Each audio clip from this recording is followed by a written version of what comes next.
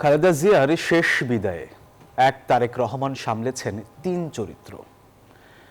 কখনো মাতৃবিয়োগে ক্লান্ত ছেলে, কখনো তার বিপরীতে গিয়ে তিনি হয়ে ওঠেন পরিবারের কর্তা, আর কখনো দলীয় চেয়ারপারসনের মৃত্যুতে কান্ডারিহারা দলের নেতাকর্মীদের পাশে দাঁড়িয়েছেন বটবৃক্ষের মতোই। তারেক রহমানের অবয়বের বাকিটা রিশাদ হাসানের কাছে। ২৬ ডিসেম্বর জিয়া উদ্যান। বাবার সমাধির পাশে দাঁড়িয়ে তারেক রহমান।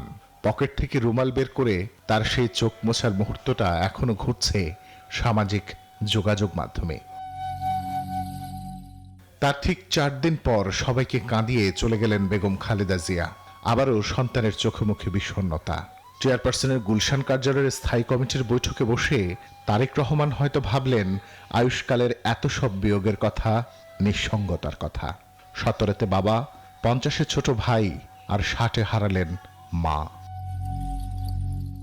তবু তারেক রহমান জানেন তিনি যতটা পরিবারের বড় সন্তান, ততটাই একজন স্বামী, একজন বাবা, তার থেকেও বেশি দেশের সবচেয়ে জনপ্রিয় রাজনৈতিক দলের প্রধান।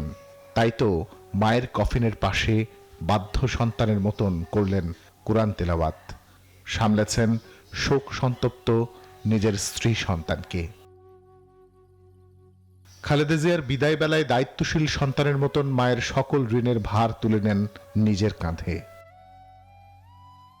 মায়ের কবরে নেমে দাফন হলো মোনাজাত, আরো একবার অশ্রুসিক্ত হলো তারেক রহমানের চোখ।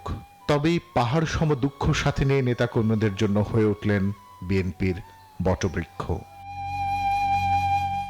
এত কান্না, এত শোকেও খালেদা জিয়াকে বিদায় জানাতে আসা বিদেশি অতিথিদের সাথে করলেন কুশল বিনিময়।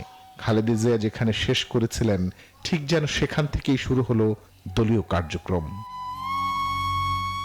এই ঘটনার সাথে সারা দেশ দেখল একজন সন্তানের আবেগ, পরিবারের এক দায়িত্বশীল কর্তা, পাশাপাশি পেশাদারিত্বের মিশ্রণে এক অনন্য তারেক রহমান।